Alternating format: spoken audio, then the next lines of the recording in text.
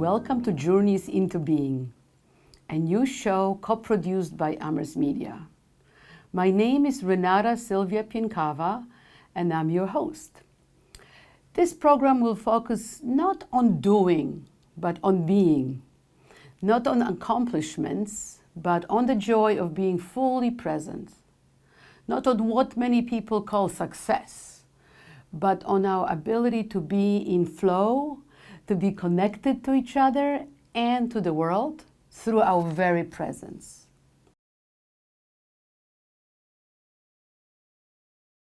So my name is Hugh Joudry, and I'm coming along with Jeanne from Stratton, Vermont. We were the fire tower lookout caretakers up there for more than 50 years now. So, wow. It's a very special place. It's where the Appalachian Trail and the Long Trail were envisioned. And so that's been our environment, and it's where we've been for a very long time. Awesome. And my name is Jeanne Joudry. Hugh and I have, as he has said, spent many years on Stratton Mountain. We are both artists, and we want to share with you tonight or today some of our impressions of our life and of life on the mountain and life in other circumstances. So we thank you, Renata. Thank you so much, both of you, for coming here. We're very, very pleased to have you here in Amherst. I know it's a pretty long drive at the beginning of spring. And just to ease us into this process of interviewing, this interview will be a little different than some of the ones you've given, because it's more about being in nature, being with each other, just being with your art. So just to ease us into this process, what objects did you bring today that would reveal something important about each one of you? So maybe Hugh, you would like to start. Yes, I brought this yellow birch sculpture, which I did a long time ago, and it reveals a metamorphic process that goes on when you meditate in nature for a long time. The human being melds with the the supernatural being, and conversely, the demon here, is also morphing into the human being. And it's like this, the birch trees on the mountain actually convey that process, where your being is integrated with the forest in a certain way, and it is the creative imagination that brings it out. Wow, it's beautiful. I love it. I hope the colors are seen, the shapes, the expression on the face. Thank you so much. And Jeanne, what about your object? Well, art object that you brought in. You will hold it for us. Yes, thank you. The title of this is Me, You, and Home, which is kind of it's sort of between abstraction and surrealism in landscape. And I had a good time doing it because in Vermont at the ski areas, every ski area has a clock tower. So we see these clock towers every day as we're passing by. And so I did a little bit of Geppetto and Pinocchio on the top, on the tower painting. And chose basically the mountains in the background, the water with the moon in it, and the water running, and just it's a light painting, but it's meant to convey kind of like, okay, these are the things that we see every day. Wow. And it's kind of it was fun to paint. Basically. Such beauty, such energy. Hugh, can you move it a little bit towards the door so the camera can pick it up a little bit better? Yes, let's just give our viewers just a moment with it too. Mm-hmm. Awesome. Thank you so much. So we will be talking more about your union with nature, with being on top of the mountain. Oh, by the way, I had a question about those clock towers. Are they like real clocks or are they? The real clock towers. Oh, okay. And it probably comes from the European ski areas that have clock wow. towers. So they have been, moved to Vermont, and everybody recognizes them as sort of the center of the ski area, where Interesting. you can see the time, and it's a place where there are places to eat around it. Wow. So it's the center part of the ski areas, Wow. basically. So again, a kind of coexistence of human civilization with nature. Yes, Fantastic. yes. So we will talk more about being, but we would like to know a little bit more about your history, since we are beings in time. I would like to find out, where did you grow up, and then where have you lived most of your life? So since we started with Hugh, maybe you can start, and then we'll go to Jeanne. Well, I was born in Canada, and my ancestors are from in Nova Scotia, around Halifax and Oak Island, and we emigrated to Buffalo in the late 1940s. My father bought a my family invested in a very large delicatessen. Oh, wow. And challenging streets, I must say, and that was always exciting. But we moved to Vermont to become fire lookouts in 1968, and stayed in Vermont in different ways on that fire tower for more than 50 years. Most of our life has been in Vermont. Wow. You know? So when did you stop being on top of the mountain? Just a couple of years ago, we 2 years retired. ago, we retired Yeah. officially. 2 years ago. But it doesn't mean we still go up and Right. do things for the club. Right, but it wasn't the whole year, since winters are tough over there. No. So if you would go down during the winter, where would you go? Well, initially, we would go back to Buffalo, where I I taught see. as a mathematics Okay. and physics teacher. Always had gigs, was never a problem. But after a while, I got a position at Mount Snow Academy, teaching all the mathematics they needed. I mean, snowboarders would prefer not to do it, but Yes. you know. But you were telling me that you had no problem getting the math lessons or teaching positions, and that you were able to teach calculus and beyond. So. Yes, that put me in a special category, and I had a special study in topology, which is shape-shifting geometry. So, Wow. I mean, they could never find people in southern Vermont anyway to do that, you know. Wow. So it was a good fit for Awesome. Good going fit. back up there in late April and then leaving in November Yes. 4th. Yes. The two seasons were very harmonized. Excellent. Okay, Jeanne, where did you grow up, and how did you to meet that you ended up in Vermont together? I grew up in Buffalo, New York, also, and I was born the day that Paris was liberated. Ooh. And I always think of that as kind of a very good event, and something that kind of like a talisman to remind me what the past was, and how one should be a talisman to say, do no evil, basically, Yes. and the rejoicing of that day.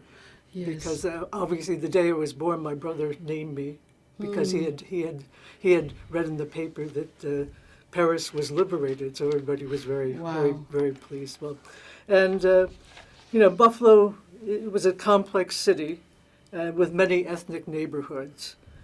Each one had its own turf, music, and cuisine, and that made a mosaic that held together for many generations.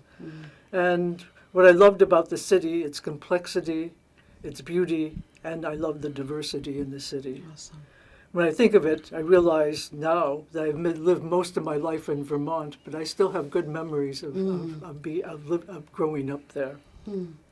And when you said that Paris was liberated, were you in some special, your family connected to France, or was that just a big milestone in the history of at least Western civilization?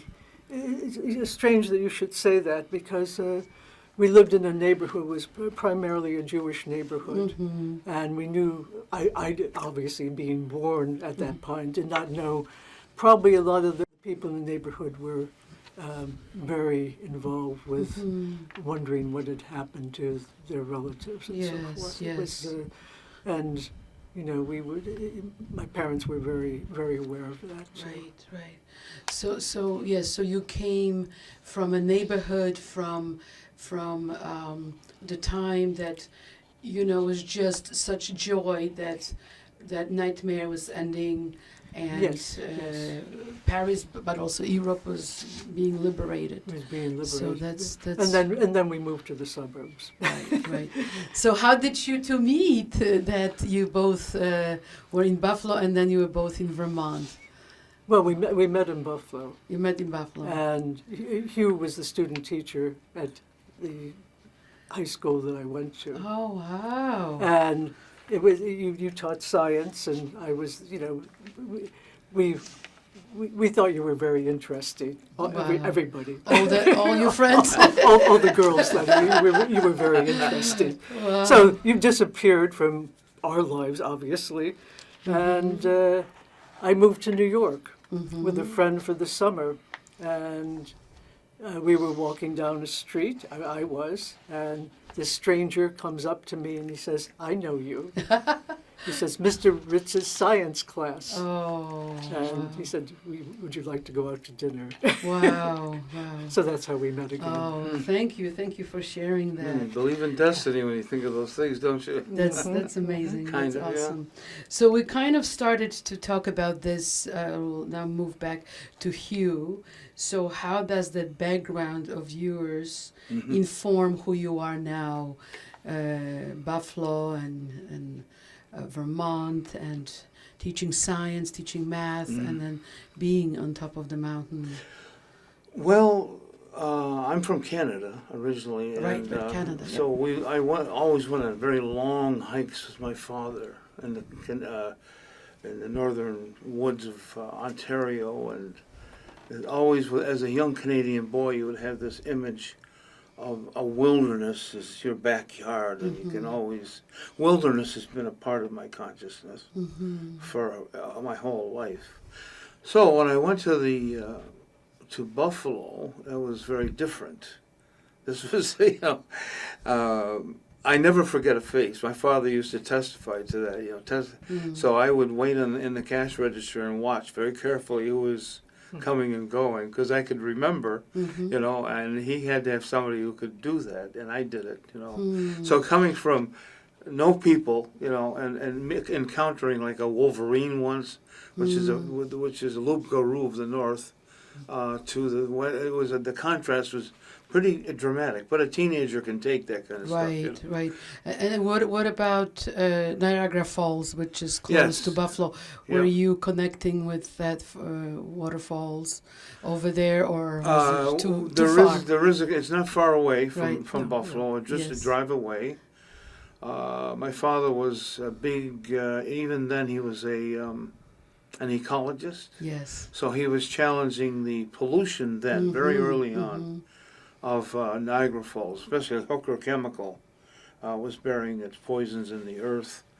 And Niagara Falls, the American side, happens to have the highest pneumonia rate in the world, So we would go to science museum meetings, and he would always stand up and challenge the corporation people who wanted to keep on polluting the environment, Yes. I remember going over to the Canadian side, when he got over there, and they would always give you a lecture. And I said, I understand both sides, I am a Canadian, I know it's nasty over there, it's beautiful here, but that's sort of the way it played out in history, Yes. Yeah.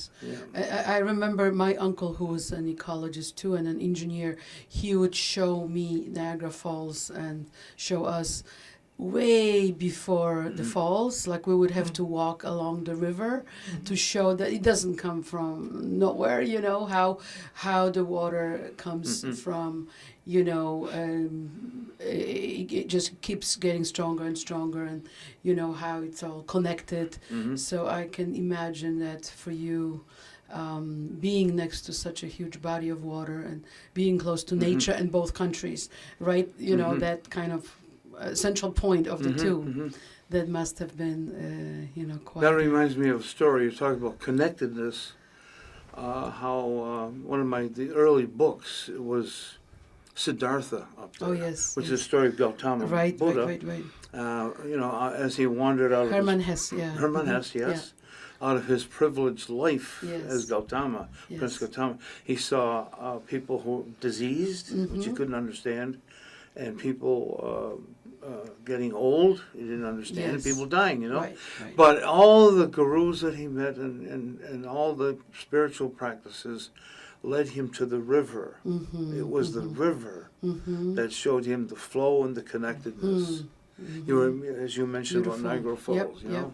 I have one more question before we go to Jeanne. I know that there were Mi'kmaq people, First Nation in Nova Scotia. I'm wondering if you had any connection Yes. with the indigenous people of Nova Scotia before coming to Buffalo. I did not. I wasn't from Nova Scotia. It was my father. Oh, your dad, And, okay, I was born in Ontario, but Okay. I do have a cousin. Right. Her name is Shalon Joudry, same last name, who is Micmac, and she's a well-known poet in Nova Scotia. Apparently rides on the train, beats the drum, and sings peace songs. Wow. It's very, wow, very awesome. well known in Canada, Wow. and we've yet to make contact with her, which we will do at some point. Yes. And it will be very. She's a wonderful poet.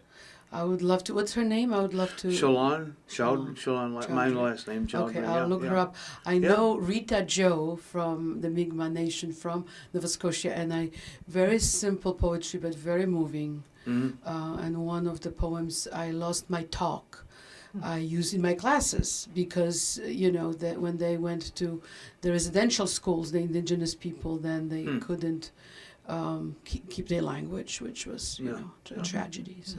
Yeah. But thank you so much. So let's hear from Jeanne about how do you think your background informs who you are. Well, what I had to say is probably why I became an artist. Yes. This is quite funny. The women in my family were a mixture of interior designers and homemakers, and I had 3 aunts who were interior designers.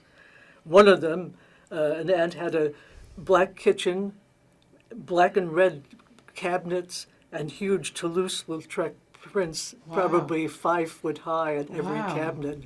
And you know, as a young child, Sounds scary. no, it was No? wonderful. It's And any way I could get into the Wow. kitchen and see what the Toulouse-Lautrec Definitely amazing. images on Yes. it was wonderful. Wow. It was really magic, basically, because we didn't live quite like that. Yes. And the other 2 aunts were pretty surreal. One would have white walls and a pink rug, and the other one would have pink walls with white rugs. So it was always very kind of new and sort of shocking Yes. to go visit, because we lived a rather simple life. And my mother was an artist in pen and ink, and she would always be showing me, you know, plants in the landscape when we went out, and it was important for her to share those things with me. Those are the things that she loved mostly. And the magic of really seeing what a different world it was from what we lived in, which was probably a fairly simple home, and not too extravagant. And then going to the Buffalo's Albright Knox Art Museum and seeing work by Clifford Still. Do you know who he is, by any chance? Tell me. He was an abstract expressionist, and primarily working in the mid 1950s. Okay. And his work it filled the walls from top to bottom Wow. with color. Wow. And that was just it was luminous. And it was a wonderful thing. And basically, it sent a shock wave through me because it sent me to art school, basically. Wow. That was the added touch. And you're a graphic designer by profession or a painter by profession? Both, Both. basically. When I was younger, I worked as a graphic designer and as a book designer because it was probably the easiest way to make a living and interesting. And I worked for a book publisher and a man who designed books, and he, people don't usually think of the book as being a very they think of it as a personal possession. But we tried so hard to make the books very special, and we would do everything, even if it was a somewhat commercial book. We would try to make the typeface attractive, how you read the book attractive, and make it a piece of work, basically. Right, a piece of art, Yeah, right? a piece Not of just art. the book itself. But So I did that for many years wow, too. wow. So that was when you were down from the mountain, or Yes. before? Yes. Yeah, sometimes before, sometimes during. Right, right. Wow. I have to tell you about my start in carving. It was Yes. quite unusual. So a friend of mine, my best friend from Buffalo, John Gansey, a comedic genius, I must say. We went down and camped out at Stratton Pond. He brought a little mallet and a chisel, which he thought was trail tools. He didn't know how to use them, but he thought somehow you had to set up a tent or something with this. So there's a block of wood in front of him, and he starts imitating like very primitive grunts and groans. He just goes into an actor's spiel. And he takes the block of wood with all those Cro-Magnon grunts and squeals, and he goes out in the woods for about an hour, and all we hear is tapping. Comes back with a block of wood that became a head, a face. Wow.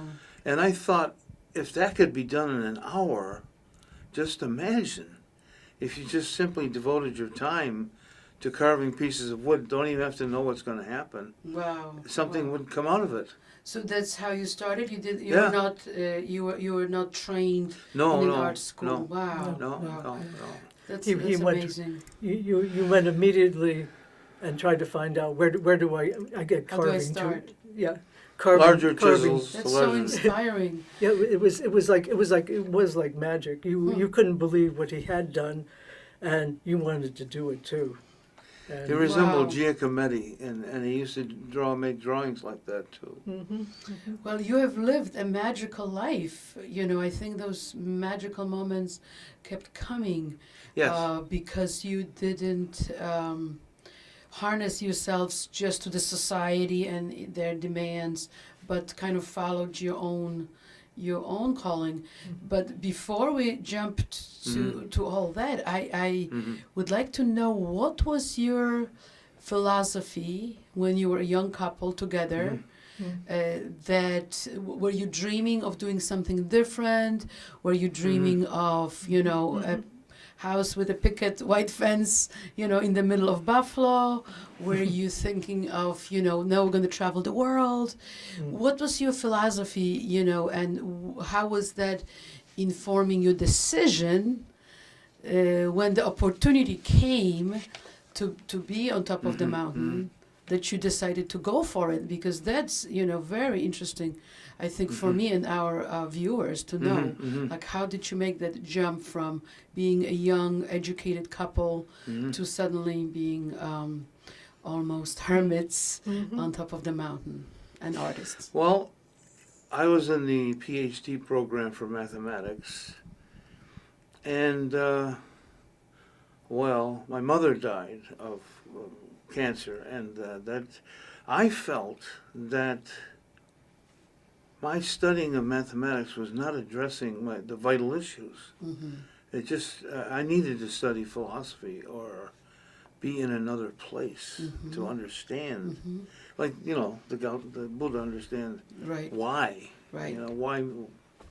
And, you know, I don't know, my father being a birder as well, I had always tastes of freedom in the wilderness. It always seemed to be freer on our canoe trips. I used to row him around in those little lakes in Ontario. It just seemed to be, that's where you could get away, and you might have some answers Right. to these vital questions of old age and death, and you know.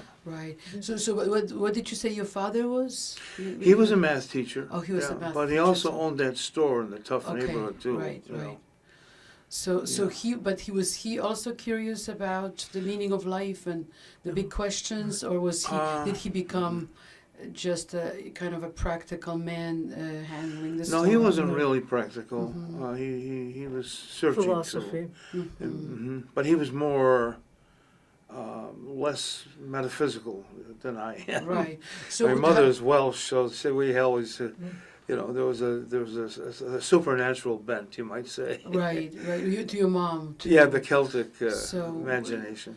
So when so your mom was dying and gone, and you felt like what do you think the connection is between math and the biggest questions in life?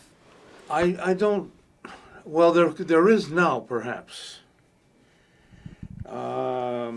This Grigory Perelman, a Russian mathematician, won the Fields Award. You may know about him.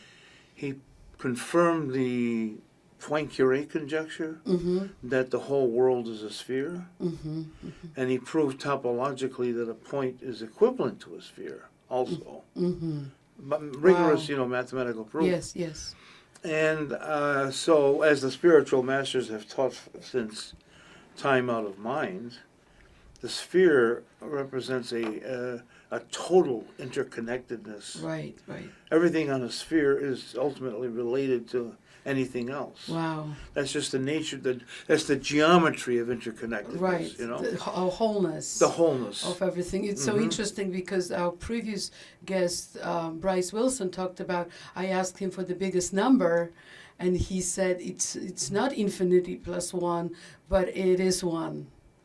Because it contains, in a way, I mean, I know we would have to unpack it, but just, you know, it was kind of interesting because one contains, you know, or symbolizes the fact that we are connected, that we are one. Like a point. Yes, like one single point. So that was, you know, I don't want to go into that, but, Of course. but it's very interesting. That's very interesting. Yes, yes. Huh. Yes. So, So mathematics is kind of caught up with those. He didn't even accept the award, by the way. He was just out picking mushrooms in Siberia. yes, and that's the I think the wisest people don't get their heads big, right? From Call me later. You know, I'll come in. Right from the noises of the world and the Exactly. you know the market voices of. Well, talking about noises of the world, I got to make a segue here. Yes. I remember we were up on the tower about 3 or 4 days. We got hailed in, and our supervisor just said, "Take care, see you later. Yes. Got to know your territory." Right. So I saw a smoke nearby that I was supposed to report. Yes. And I've got to recount this because it illustrates the environment we are living in, Right, about right. the noise of the world. Yes. So I called, I won't mention his name, but Mr. Warden, there is a smoke on Sheldon Hill. Yeah? Well, will you please go and check it out? Yeah? Wow. So I'm jumping up and down in the tower cab. Right. For 3 days, there was a phone up there, Yes. and he finally called back and he says, "I got it." Wow. I thought, man, we are in some place. Different time. Different- A different way of being. Exactly. Basically. Exactly. Very wonderful people, but very. I wouldn't say you would say reticent, but it was more than that. They lived in a natural rhythm with Right. nature, and okay, there's a fire, but we'll don't Yeah, don't we'll get there. don't worry too much about Yes, it. yes. So we were slowed down. And So I- so true. So so now, Yeah. Jeanne. So what about you? How you, as a young woman, studying art, graphic design? I was like, how ready- did you jump from that? You know, maybe because many people go to New York to try True, to have true, so true. ways to actually sell the art and Mm-hmm.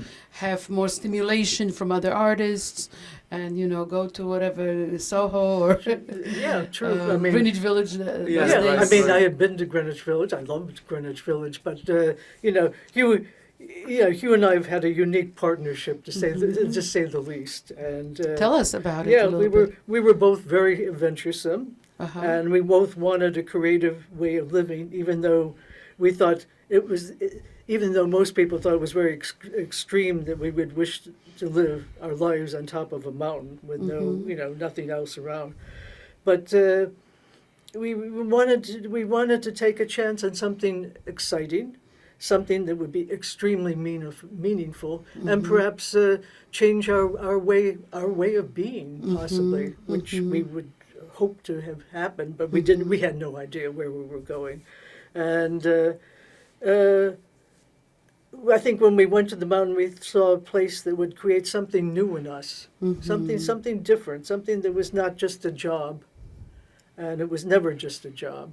I mean, Hugh wanted to write, and I wanted to really, probably a new way of seeing. Right. I think of it in those terms. Yes. I wanted something that was not predictable, not mechanical, not. Something that you'd work at for a while and decide this is not for you. So basically, why not? Let's do it. And Hugh wanted to write, and it would be something similar that I had experienced while being out in remote forests when I was a kid. We would go to northern Canada and stay in camps and so forth. So that was always a memory, a very good memory. So when the opportunity was there and someone asked, we were ready to go. That's amazing. Take the that leap. you had the boldness and the confidence and the maturity or the insight that, like you said, that it will reveal or something new about yourselves when you Yes. go there. Yeah. Not just like It's just not kind going to of be just a go job. over there Yeah. and just conquer the world. You didn't have that. You didn't have that attitude. You had the attitude that it's a kind of give and take. It's a Oh, absolutely. relationship, and that's very mature, I think, for a young couple. We were pretty to young. have I not was to probably be 20. I was wow. 23 when I went to the mountain. That's amazing. and you That's were amazing. 29. 29. That's yeah, beautiful. I remember going to a playwrights course, and this Fran O'Malley, who was the lookout on Okemo Mountain, he would write about his things, and I would write about my things, and we'd read to each other, all the members in the class. And it was revealed that he was on a fire tower. Now, Buffalo had a lot of trouble in those days, and it never seemed to faze him. And what? How do you do that? I said, how do you get that stillness? He said, well, Joudry, in spring, I just go up in the fire tower and look for fires, and read a lot of books. And I thought, they pay you to sit up there all day long Wow. and look at the landscape? Can I get a job like that? Well, we had to decide then and there, whatever it was going to be, we would have to do it, and we'd have to have. We would have to work together as partners, because Yes. you couldn't have one person wanting not to stay Right. and one person wanting to go, and we never had that feeling. Did you have like a option 2 that was like kind of in the back of your mind? Well, we were thinking of going around the world, on a cruise Yeah, ship and be working, or we were thinking of having a little apartment in New York City. Did you have a option 2 or No, no? we thought it was going to be the big leap, Okay, beautiful. and it was the big leap. Wow. I mean, what we found there was obviously it changed us a great deal. I mean, in the early days, you'd see maybe 10 people a month, and you had work to do. You had work to do in the forest, and you had basic things, everyday chores that you would have to do to survive, and that was fine because it left us enough time. And then as time went on, we started seeing more and more people, and that was fun too, and very enlightening because the hikers all have a story. Yes. And if it was a rainy day or a bad day, we would put a fire in the stove, and everybody would come in and talk about their experiences.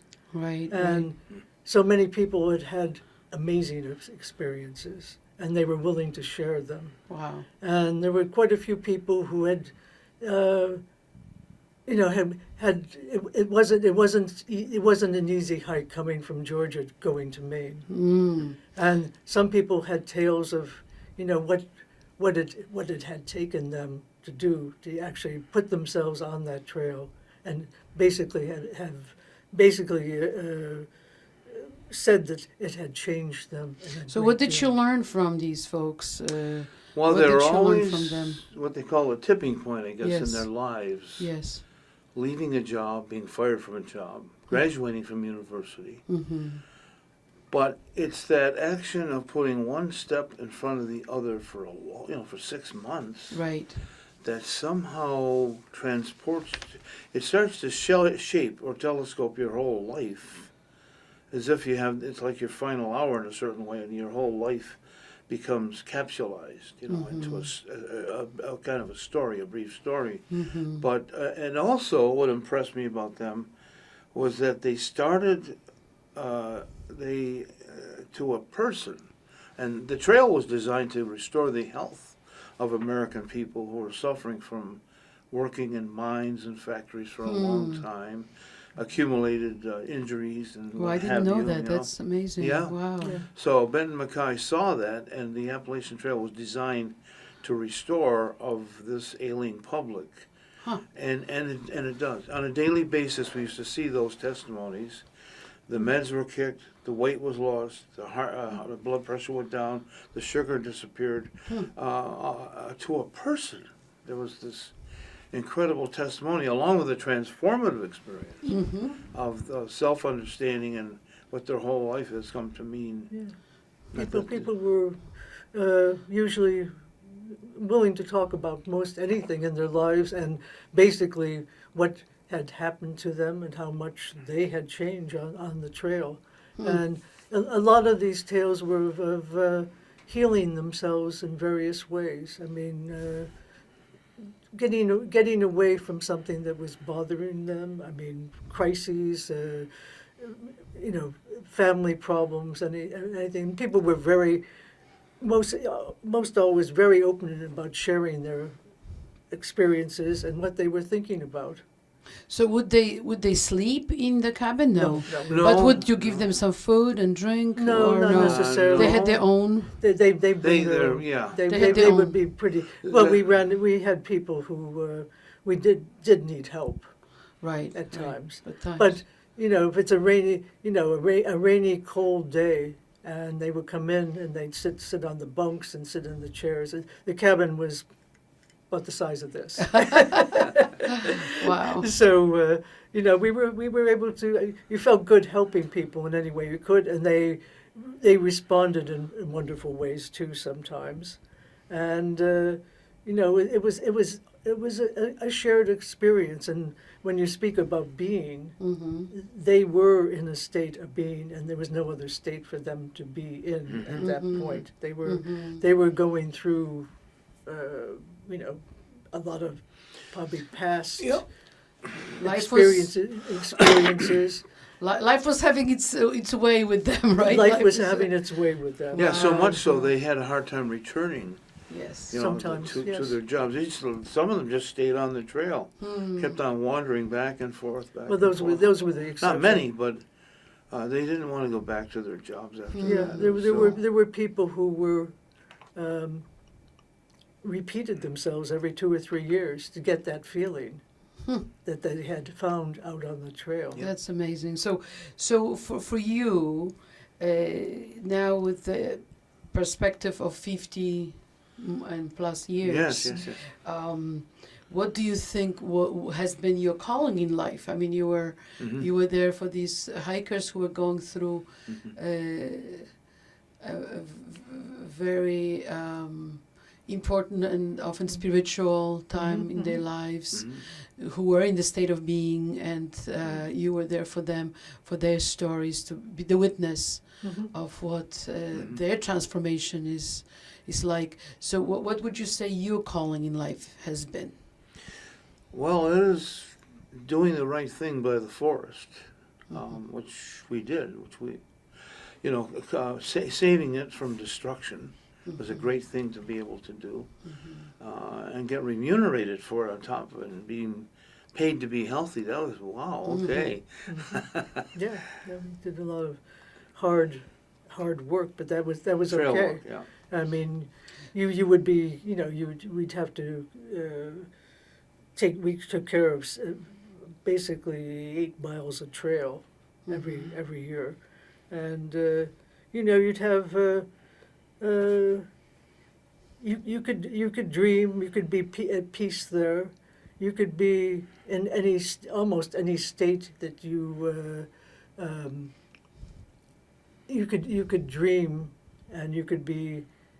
It was a happy state to be in, because Right. you weren't being pressed by anything coming from the outside. Yes. If there was pressure, it was something you were doing to yourself. Right. And I'll always remember we were cutting brush one day, and that would be an all-day experience. Really, it can be very difficult work. And just at the end of the day, we were coming up the trail, and there were small fir trees growing, and I said, well, cut with the scythe, and all of a sudden I looked at this tree. It was looking back at me, saying, Wow. No, I'm not to be cut. And I said, okay, no. Wow. And people had some magical experiences Yes. like that, and that was that was just one, but it was very meaningful. Like, this is the way we are, you are the way you are, but Right.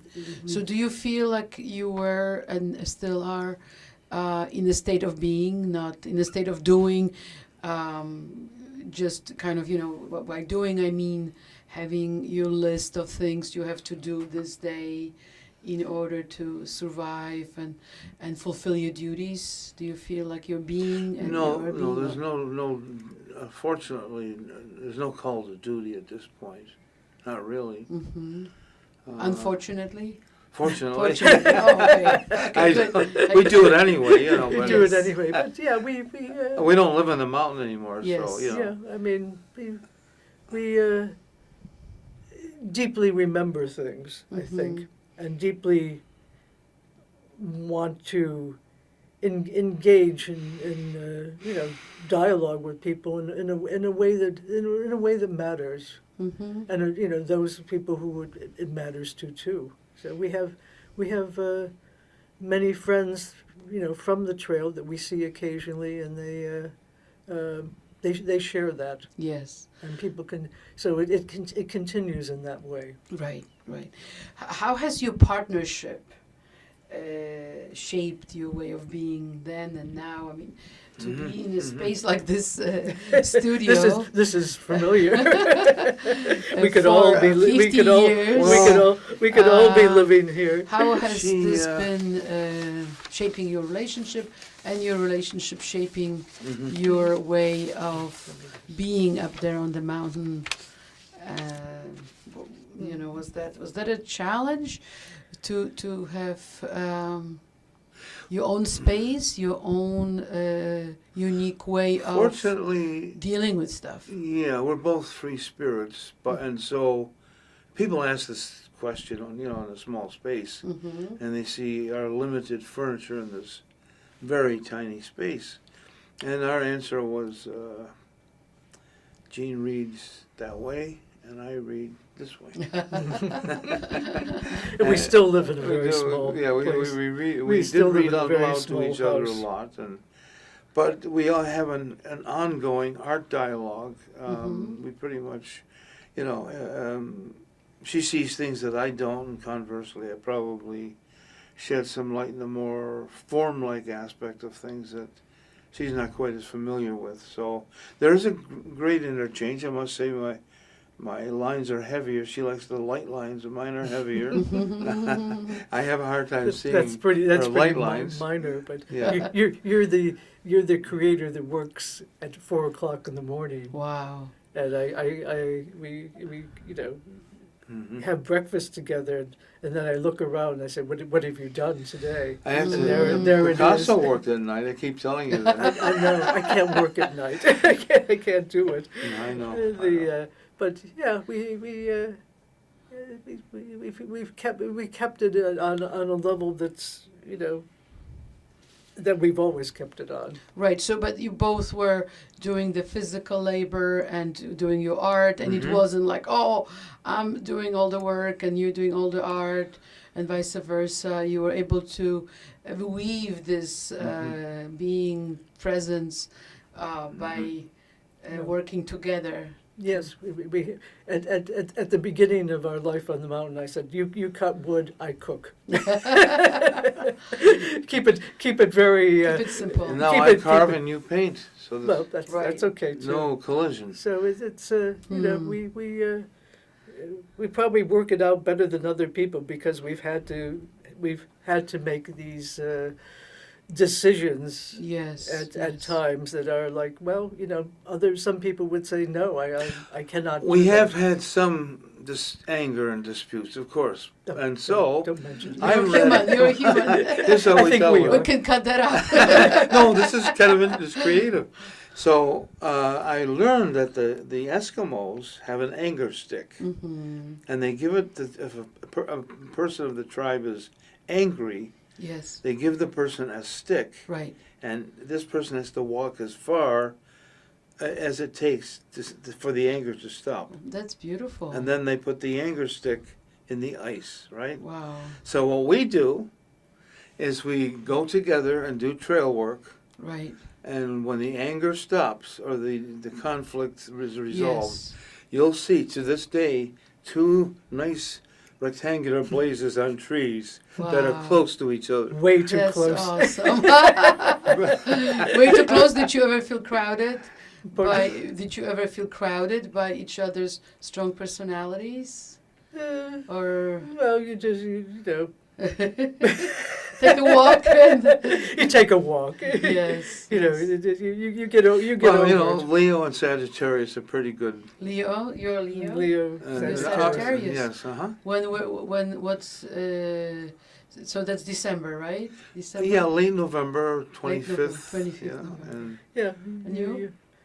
August 21st. August 21st. I kind of resent that I have to work so hard in the winter to make the fire work, Yes. And she's August, so how hard is that, right?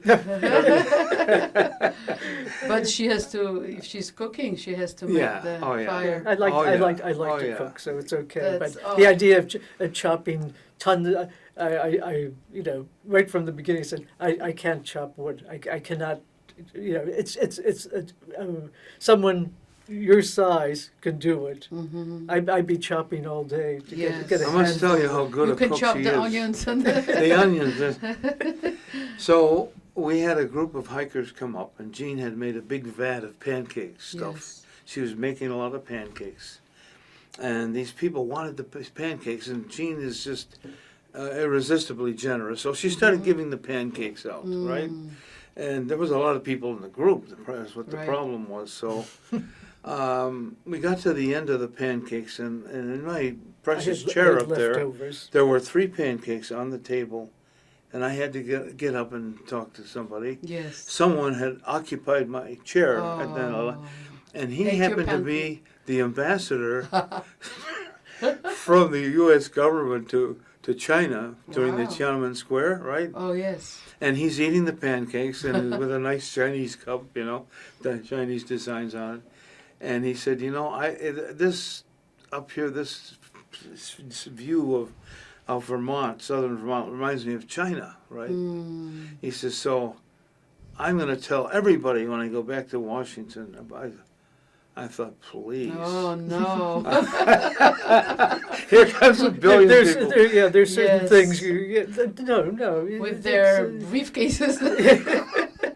Well, he was Yeah. he was hiking, so he Yeah. Wow. he knew, but it was. He's going to tell everybody how good the pancakes were. I said no. and how good the just, people just, were. No. This is special. Keep it low This- key. just yes. low key, As and much as very, possible. and That's very for special. Did you ever feel unsafe over there up on the mountain, like a young couple or middle-aged Well, couple or We were older we, couple? we were aware of certain things. Did you lock the doors or was the doors No, open? No, but not the trail really. community reports everything and who's behaving in Yes. out of the protocol, you might say, of hikers. You know. You know, you hear things, and we really never had any extreme problems. Okay.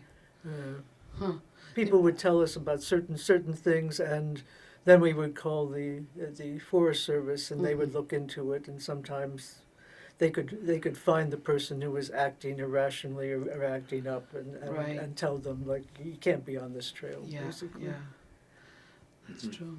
They do an true. interception. I wish somebody did the interception with Trump. That's another story. Well, It's he's, another story. Like you that- can be on this trail. We go. used to have very large carry baskets for people like that you literally Yeah. take off the trail. Yes. Oh my goodness. We'd have to have yes. a very large one Wow. for Mr. Trump.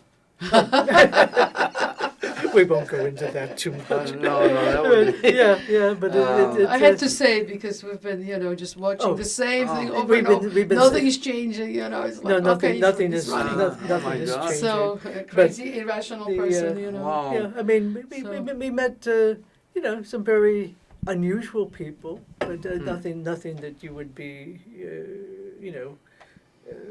worried about, really. I mean, just people that we had one hiker that's hiked the trail. He had hiked the trail 4 times, and we saw him probably the 3rd time, and I had made dinner, and I put the dinner to sort of rest up on top of the tower overnight, and I see this figure go by about sunset, and he obviously went up the tower, but he's not coming down. He's eating the dinner up there. Wow. And so I sort of I said, "How does it taste?" He says, "What?" I said, "That's our dinner." And he said, "It's your dinner," and he got totally hysterical, with apologies. Oh, And he said, "What can I bring you?" oh. I said, "Well, I said, Chinese would do. I said some chocolate would do." And then he shows up on his next journey, which was like another year or so, and he stands there and said, "I forgot something." And he says, "I forgot the chocolate." Oh. He says, "How can you forgive me?" But no, we had charming times with people. Yes. So one time we were reading the Boat Party about Renoir's last painting, Yes. and I was reading it in the chair out loud, and the word Renoir comes up quite often, and it was at night, we got a knock on the door, and I said, "Yes, who is it?" He said, "Renoir." So I opened the door and I'm wondering, what Was it could this Renoir? be?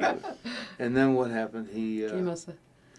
We gave him a place to overnight because he was so late and everything. And you checked out his signature I said, too. get his signature Make so sure- that we know that we're not in some other This is from other- some other expanded world that we don't know. Right. That's Of course, amazing. his signature did not match up with Renoir. Right. quite. But I mean, it's wonderful. But he was okay. He was. He was Oh, yeah, okay. he was a Yeah. wonderful He asked person. And where did he us, sleep? Where the same. Well, we have a tent. place up there where we can, Well, people can sleep there, safely. There is you know. okay. Place. Well, I mean, no, No, Yeah. he had to basically camp out in the woods, but I mean, Right. but, and usually there's no camping on the top at all. But Wow. in Especially on the tower. certain cases, I mean, people make mistakes. So that was. Yeah. But the next day he wanted to experience some culture. He'd been drawing tents, Americana,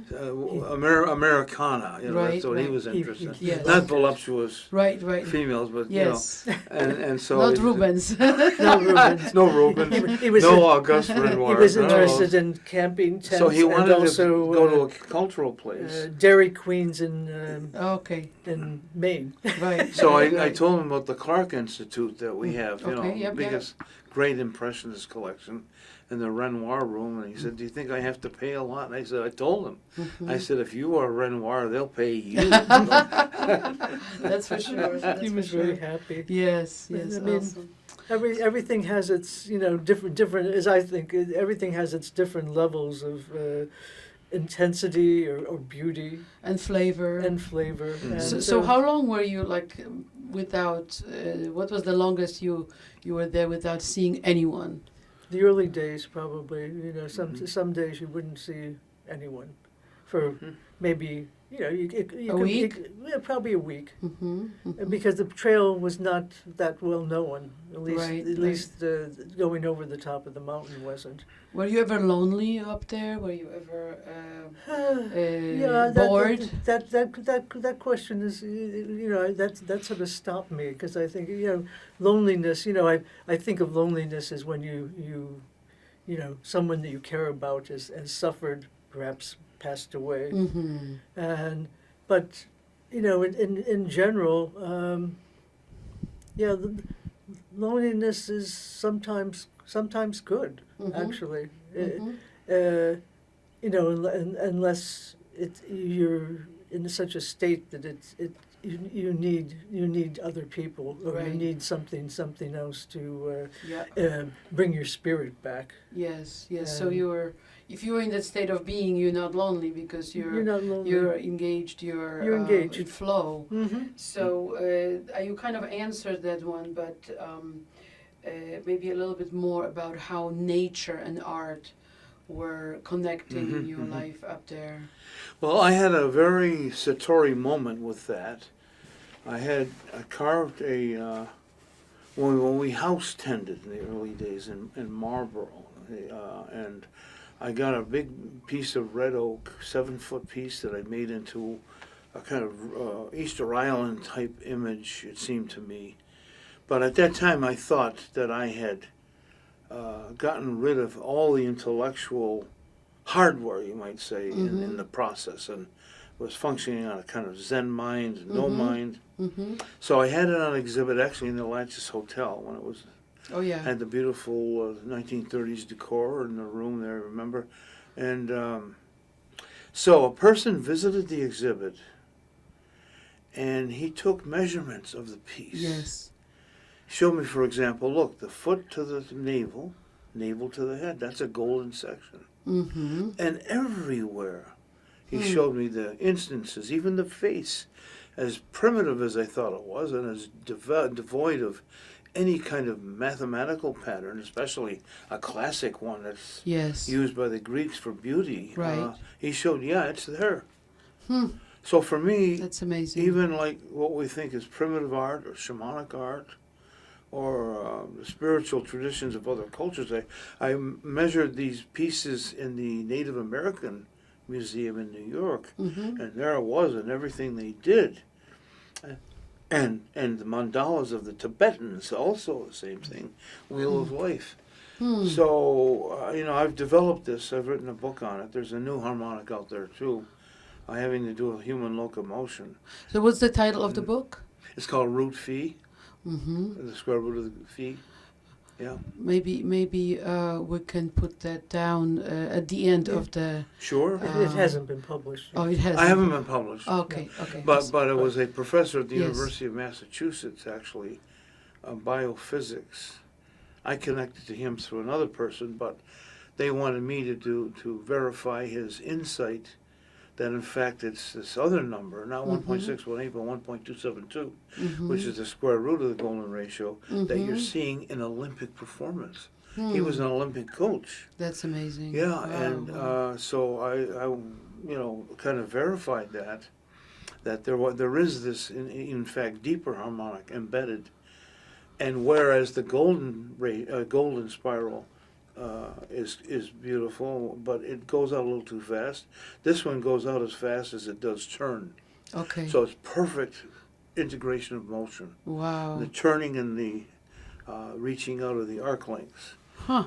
Yeah. That's amazing. So, the filter or the glasses that you are wearing when you're up there on the mountain, are one of the glasses or the filters you're wearing is the mathematician and physicist. So do you when you look at nature, when you look at the cabin you're in, when you're looking at the bushes and trails, do you see like mathematical forms and numbers, or that's not really part of your consciousness up there? I'm conscious that when you're on the tower and looking at the whirling of the cones or the whirling of the fir needles even, you're seeing an approximation to the golden spiral. Yeah, and like if you're looking at an oak tree, you're looking at the integration of form. Yes. The trident nature of the branches and the trident nature of the leaves. Right. There's an integration of geometric harmony and symmetry, but that also, it's the power. There's a book called The Power of Limits. So that the golden ratio is kind of a limit that is reached with infinite amounts of terms. That's remarkable. We were Arnie and I were walking our dogs the other day, and I just picked up a simple cone, and I was like marveling, like, why is it so intricate and so beautiful? It could be probably to kind of fulfill its purpose. It could be something a lot simpler, but it looked so intricate and so beautifully designed. Yeah, the seed packing. Yes. Look, Even a cone. Yeah. You'll get the Fibonacci numbers evident. You'll get, say, 21 clockwise turns and 34 counterclockwise turn. Just the turning. That's the packing enabler. The sunflower has it to the max. So you could get 89 turns clockwise and 144 counterclockwise. And you couldn't get it on a flat dial like that unless there were some. But theoretically, that's the only way you could conceivably, mathematically, pack an infinite number of things close together so they don't touch. Wow, amazing. So when you were up there and you were observing the natural world, were you reading Walden Pond? Were you reading Thoreau? Yes. Because he was so amazing at how he also paid attention to detail. Yes. Right? So was that one of the inspirations? And were you writing down your No, I always, I guess, descriptions? had it impinge on a physics mathematical background. Okay. I didn't. I would note after I learned this that you count the number of petals in a flower. If it's a 5-form orchids, we'd visit the botanical gardens to see the harmonics at work, you might say. But Thoreau had a reference to mythological influence more, I think. Like even the words, the termidons of the ants or the myrmidons are kind of an allusion to Greek mythology a lot. Okay. More of a poetic mythological, awesome. I think. Awesome. And Jeanne, you as a graphic designer, as a painter, were you looking through that filter, through that lens at the world around you, or was it more, just being so integrated that? No, it was, I wrote something down here the other day, but, which I think really reveals what I think. If you paint in nature, your senses are awakened to the shapes and patterns never revealed unless you were there. Because I like shapes and patterns and abstractions. And you don't, you don't see something new every second because you love the old as well. Yes, exactly. But when you see something that really strikes your eye, you're looking at something in the natural world that Right. is totally unique, and so it makes you keep looking for, maybe not similarities necessarily, but shapes that kind of respond to your whatever you're doing that day, or respond to something that you had never thought of before, how things are put together. And I used to see that a lot. I mean, I'd spend a lot of time, if you're cutting brush, you're looking at brush and you're seeing one angle, another angle, and you sort of think, how things are built, in nature, and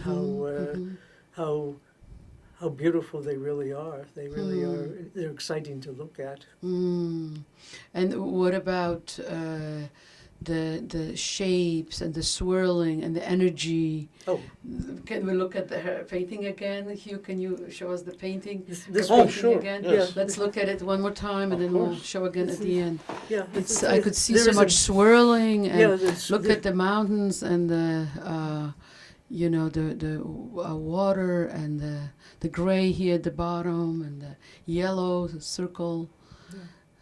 I use more swirling in other paintings. This one is more static, but it was There's it was a lot fun of to do. energy in it. But I like the flow, and I was thinking of Turner, Yes. the painter. I mean, and Oh yeah, we love the him just too. the the flow of the fogs and everything. The tranquility Yes, of the flow. yes.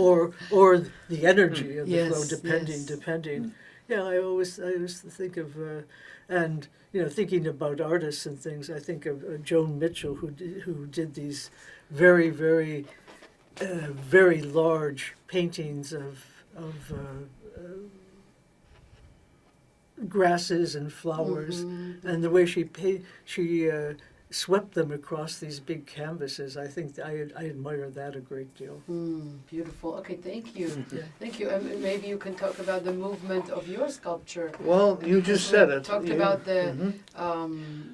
the material. We talked about the color, the material. What about the movements? There's a lot of movement there. You said the tranquility of movement, and that really is a very concise, clear description of what where the golden proportion leads you. I have Muybridge's studies around the late 19th century, which I used in the book because there's no copyright problem, in which all these photographs that he took, there was a bet that the horse, was sometimes not on all of its legs in the movement, and he's the first one to document locomotion of all kinds. And you'll see a high jumper going 1, 2, 3, and then does his performance in 2, Fibonacci numbers, golden ratio. Or you'll see a runner going to do something, a broad jumper. He goes up 8 frames and then does the broad jump in 5. Fibonacci numbers everywhere. Well, this Dr. Plaganoff from University of Massachusetts showed that an even more micro vision will reveal 1.272 and not 1.618. That is where the movement and non-movement are fused. That's not even in the golden ratio are they fused as much as in the other number. That's not really known at this point, the 1.272 number. And where the rate of turning is the same as the rate of pulsation. And the golden ratio spiral, the pulsation, the radial movement is faster than the turning. They're not quite equal. They're all harmonized, but they're not. It's not. The other is not only harmonized, but you have this magical fusion of non-motion and motion. That's fantastic. So, how would you describe being and doing in terms of those numbers or that kind of metaphor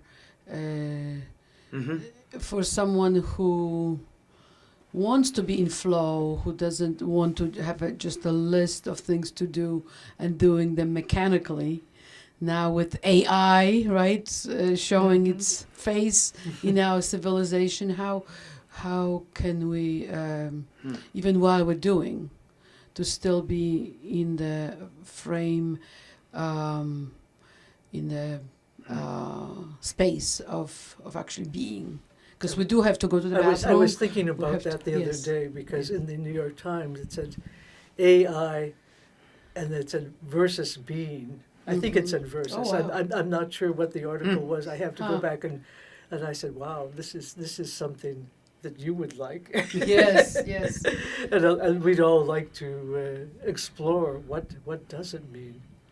I was very perplexed by that. Mhm. I was so happy to get to inherit my new Kia out there. All Don't I go- wanted to don't do go was into drive that. it. Just give me a chore. I'll drive. I want to drive that car. But the AI, yeah, I mean that it took me by surprise just seeing it in print, because you think of I don't know enough about AI. Yes, yes. And Well, it's maybe we all don't know enough about AI. Right. Well, unfortunately, even the creators of AI don't know enough about the AI, Well, that's and that's true. pretty scary, because AI takes all our beautiful writing and poetry and paintings and architecture and can process it very quickly and create a very quick paper that's very concise. Yes, And it's kind of scary, because we can't even about our own lives, we can't remember everything that we would like to express, because we're biological beings that forget sometimes and have emotions. So I What is kept the thinking, name of with the Gene, excuse me, the decoder of Enigma? Who's the Da Vinci Code. no, not Da Vinci Code. He's the one who decoded the German signals. Oh yes. Remember yes. his name? no, I don't. Well, he was the master of AI, and he has a certain question. He's famous for it. You can ask if you think AI is present.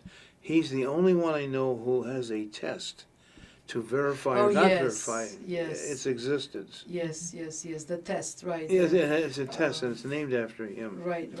And, We'll remember. We'll in a remember. minute. But Well, the Da I was Vinci Code thinking is after something the else. AI, Yes. sort of goes through your work or your essays and things. I said, what happens at the end? You have ashes at the bottom. Right. As it's burned through everything of your Yes. memory. Yes. It's Right, it's gonna go through everything, and in a sense, it's like locust. It's just going to leave nothing. I mean, I have a problem with my students because when I see they talking about myriads of things, and they're using these fancy, of course, but then later AI will learn not to use fancy language, and I tell my students, just do it simply, directly, and from your own experience. It doesn't have to be fancy. No, it doesn't. No. But then AI is going to learn how to do that. So Do the fancy stuff yes, too. do the fancy, Which because would- fancy it's doing now, but the not fancy will learn probably. I remember the change in that way. One of my students, I was using cursive writing, Yes. and he thought, and he was from Baltimore, and he Yes. visited Washington a lot. He said, the only time I've ever seen that is Thomas Jefferson in Washington. That's the only time he ever saw cursive writing. Wow, that's amazing. Yeah. Wow. And also now with the TikTok, they were having a discussion about whether to ban TikTok or not, right, in Congress, and many young people didn't know what it means to write to your congressman, and they were learning through there. Oh, we have to stick up for TikTok. So they knew how to use TikTok, the little films, but they didn't know anything about politics. Was the introduction Wow. to that. So it's Very really interesting. interesting. Yeah, yeah. We so enter the world is new worlds. Yes, the world is constantly. That, constantly changing. Yeah. That, I must ask this, because I have a lot of younger friends than myself who are in that stage of life, who are Sure. deciding now about having Yeah. children, getting married. So did you think of having children at all throughout the years, or not was really. that not your concern? No, not our concern really. Mhm. I mean, So did you decide that early on, or it just didn't happen? it just didn't happen that Okay. way. No. Okay. You know, it wasn't an immediate thought.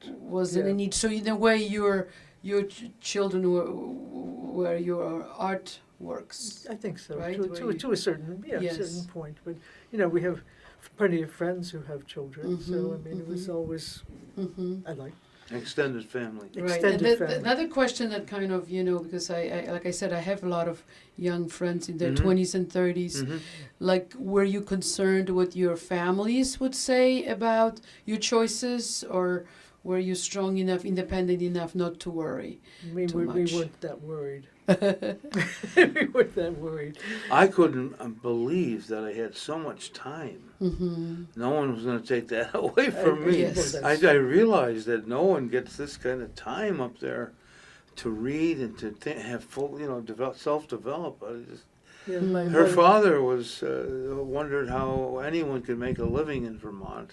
well, Well, he's right. He's Nobody he does. was pretty right. Nobody does, but But still, Everybody gets by. everybody's jealous to Yeah. see the beauty and Yeah. the tranquility of those villages. So was there a book that you loved reading over and over again? That's your favorite book together? I was thinking about that, and I don't really have a favorite book. We read a lot, Mm-hmm. and we'd be always stashing books in backpacks, no matter how much they weighed. Mm-hmm. And no, it was we read very eclectically. Yes. Everything. Right. But it was always interesting because basically that our hikers that are on the trail, well, they can read on a Kindle, they can read on their iPhones. Yes. They do read, and they stop at shelters, Yes. and that's what they do at night. Right. If they don't, if they talk to people, that's wonderful. But sometimes they just probably want to, Mm-hmm. sort of withdraw. Did you have internet over there to read on the internet? Later on. Much later. But you always were worried about battery power for more Okay. more important. So did things. you have some way to recharge your batteries? Did you? I brought chargers up there, Yeah, we which had worked quite chargers. well. Yeah. Which worked. But you had to be sort of on the minor side of using things. Yes. Did you And- go down often, like once a week? No, Once- just once once a- a week. once a week. Yeah. Once a week you would Once a go week, down. But And then when you were moving out of there for the winter, did you have help bringing? yes, Yes, the always. Forest Service and the Green Mountain Yeah. Club. Okay, would- they would bring all the stuff but down. Mhm. basically, a lot of things would be left. But if anything that would be perishable or destroyed during the winter by Mhm. the weather would Mm-hmm. have to be taken down. And it was, Mm-hmm. it was the we had a party at the beginning of the year and a party at the end. Party with the bears, or just? with They the- had their own party. Yeah, So, yeah. so with the people who work there, Yeah, the parties with the people who. Yes. Yeah, the service We people. would get together. Cool. The Green Mountain Club would have a end of the season party Nice. for everybody, and everybody had a great time, and really you could see how people. The hands would be raised. How many people want to come back next year? And the hands Mhm. were up mostly. Yes, Wow. they had great. Awesome. And these were mostly young people that either had taken the time off from college or were pretty young for the most part. Wow. Not everybody, but So is someone there now on the top of Um, Stratton They- Mountain? well- Tentatively. well, they'll have a caretaker this summer. This Last summer they renovated the cabin. The cabin was built in 1928, and Wow. how it has withstood all that. Hmm. But they had to do a big revamp, this year, Hmm. and we, the club had a wonderful caretaker, but she lived out in out in the forest basically. She couldn't use the cabin, so she had I think a very good time. We haven't talked to her yet, since then. So just one person is Yeah. there? One person.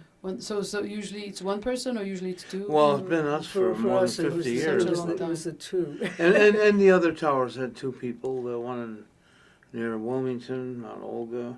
Yeah, when in the old days it was usually, and there was always there were single people. Yeah, the woman on Killington, usually they hired a woman who'd be the dispatcher for the state, and that was I wouldn't say a desk job, but pretty close to it, and they usually hired women for that position. Cool. And there was a woman way back in time that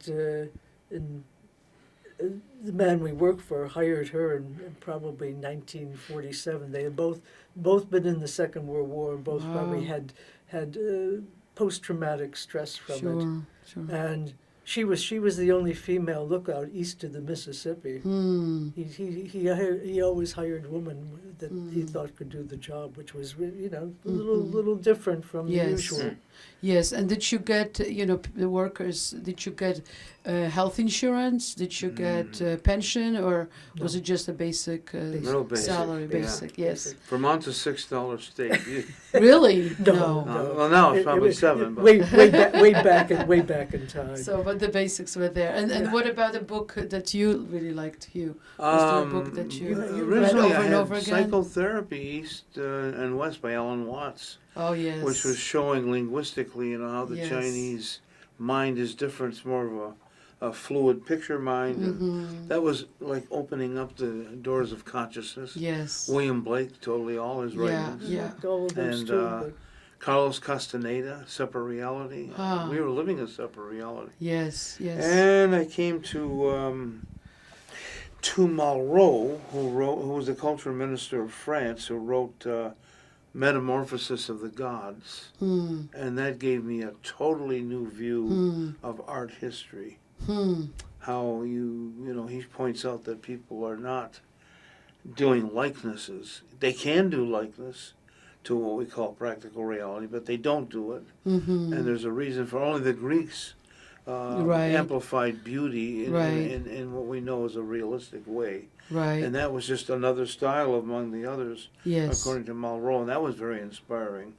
So, and so, then- so what he's saying that we don't do the realistic art because why? Well, it's to carve the forms of things unknown, things that you Discover something new. wouldn't see, the invisible, the spiritual, Right, right. what's in the imagination. Yeah. Interesting. So I know Alan Watts was sort of believed in being in consciousness, but also being here, not just achieve this full state of consciousness and kind of check out. He was also enjoying this carnal world. So have you been aspiring to achieve consciousness to the level of just leaving this place, or do you like, as a sculptor, kind of combining the two, consciousness with the physical? More like Alan Watts. Consciousness, that's a good CC line, isn't it? Consciousness and carnality. Right. Maybe that's your next book. No, I don't. I'm not developed enough to want to not come back. Mm-hmm. You know, Okay. So you believe that maybe you can come I back. studied all the Evans Wentz books on Tibetan Buddhism, and that was very influential. Mm-hmm. But I could never, at this point, bring myself to want to check out with the white light, When you're ready, not Yeah, not when yet. I'm ready. I When don't you're think ready. so now. Not No, yet. no. Not yet. And the white light Not for a comes in. while. Give me another break. I need some Yes, more you time. have You no know, white you're lights here. This is all the white light. He's always Yeah, working that's on right. something, so you can't be bothered. Yes, you can't yes. be Oh, you can't be that's bothered wonderful. with that. That's wonderful. How about you, Jeanne? Do you feel like this world is beautiful enough to stay here and then maybe come back, or do you think it's you just had your fulfillment and Then you go. would rather Then not go. come back, like Frida Go. Kahlo said. I hope I'm not gonna come back. Frida Kahlo said. Yeah, yeah. Yeah, She yeah. suffers so much to it. Right. Oh yeah, Right, I mean, right. suffering Yeah. is one thing that That's understood. one has great,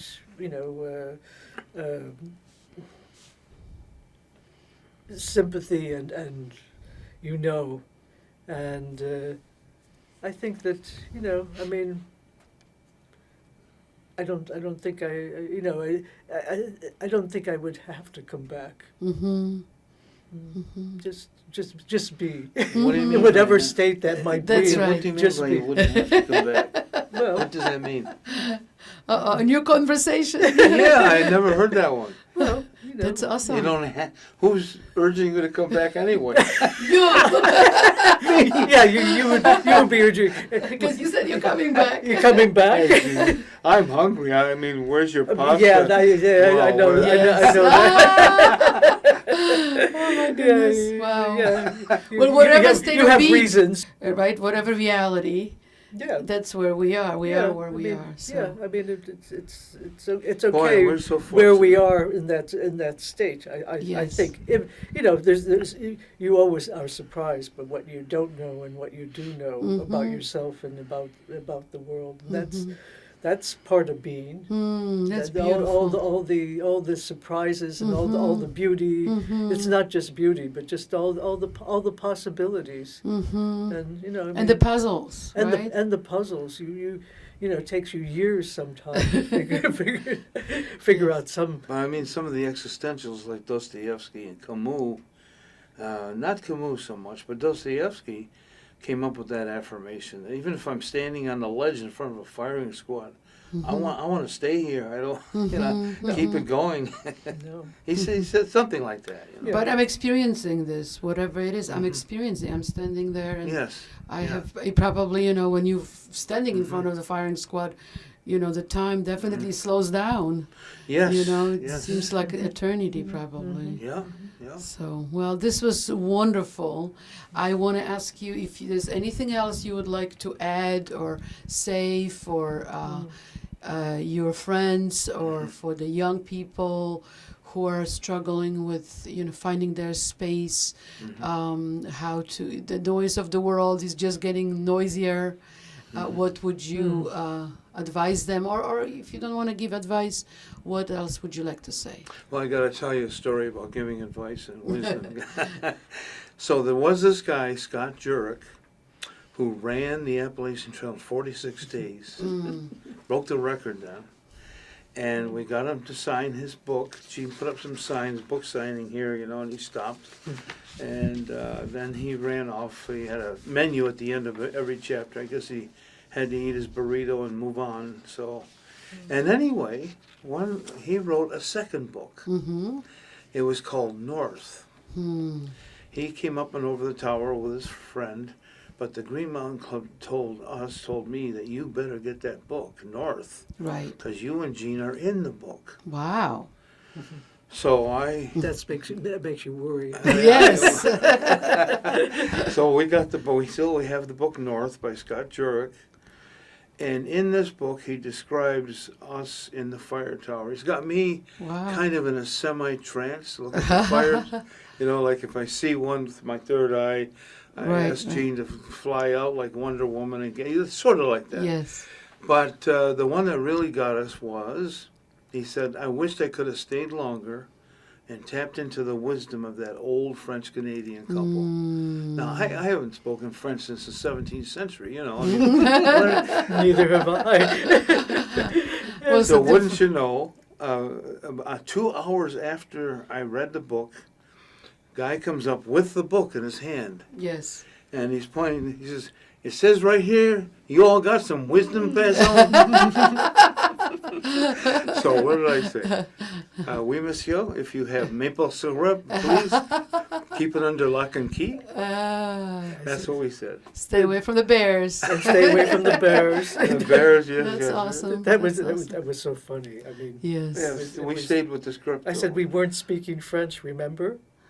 Well, Yeah. well, he's a very nice man. He's a wonderful person. He did the, he broke 2 huge trail records for running the Appalachian Trail. Like, I don't have the statistics, but it was pretty amazing. And he was able, he was able to stop and talk to us for a couple minutes, which was wonderful. That's because awesome. I mean, you just wish Yes. him, Well, he's famous Keep for running. that phrase when he raced in the not the Dead Sea. I'm thinking the desert of California. Right. What is it called? Death Valley. Death Valley, against natives who grew up doing that, and he was so heated up they had to put him in an ice container, and he said his wisdom was sometimes you just get up and do it. That's a thing for That's life, isn't it? Yes. Yeah, Yeah. a lot of people Yeah. feel that way. A lot of people. Or I don't like feel that Picasso's statement about wisdom. They asked him, "Mr. Picasso, do you have a favorite work of art?" He says, "The next one." Yes, So absolutely. true, so Wow. true. Well, let me ask you one last question. Are you planning to go hike Appalachian Trail or any other trail, or your hiking days? But they're not are- over. no. But that's an immense undertaking. Yes. I yes. mean, it would be great to do it. It would take 6 it- months, it right? would- And it a takes- lot of it takes- preparation. A lot of preparation, Right. and it would be wonderful. But I mean, You have done it in a way by We- being. yeah. Yes, we- we have all those. We've gone on the sections Yes. of it. yeah. So we know we've done a lot of sections, and Especially we in the long finished trail. the long trail. We only have a short section left to do that. Hmm. That would be very fitting to just finish that. Hmm. But But the, it is a the great thing to do. 1600 miles. Yes. That's Yeah. that's a. I recommend someone that. I help. mean, for your whole life that you walk, you stay Yes. in motion. I've seen so many of the good things that result. The cognition is enhanced. Everything. Your physical Yeah. and mental health is just When you- totally. When you walk. When Yeah. you When you walk. walk, yes. Absolutely. And it's wonderful. It's Right. wonderful out there. But we hike around Stratton and we hike up, Hmm. and those things are those are that could be a daily practice. But then you got to think Yeah. of other things that you Yes, want to yes. do. Well, the 50 years, does it seem like people say it's like a, just a very quick moment, or do you feel the weight of the years right now? Or do you feel like The weight only in this sense of if you keep track of if you're a time tracker.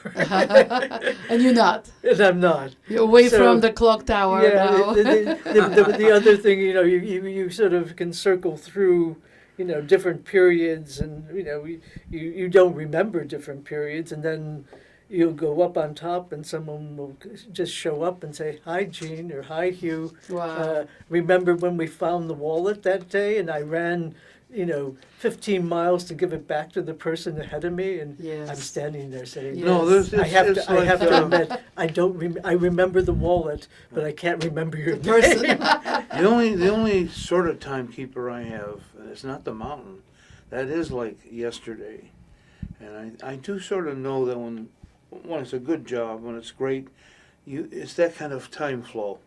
Hmm. But I've done I've done more than 100 sculptures now, Hmm. and they're near me all the time, and I look at them as highlights, monuments of time in a way. They're reminding me, or whatever, keeping me abreast Wow, of amazing. the vision, how it's evolving. Huh. Yeah, And your paintings, you have many paintings. Maybe we can see at the end your painting one more time. okay, Can sure. you show it, Yeah, Hugh? yeah, sure. So you have Yeah. many paintings too? I have many paintings. I mean, Lovely. when Yes. when different seasons, I'm able to produce more. When Mm-hmm. when it's winter is good, and then you're thinking ahead to something that's much more maybe expressive, and you wish it was spring. Yes, yes. And then you do it piece by piece like that. Oh, But, yes. yeah. Thank you so much, Hugh. Thank you so much, Hugh and Jeanne Renata, Joudry. thank you. It's been an honor to interview you both and learn about your adventure a little bit and much more about your way of thinking and being. Thank you Well, so Thank very you. much. We appreciate being here.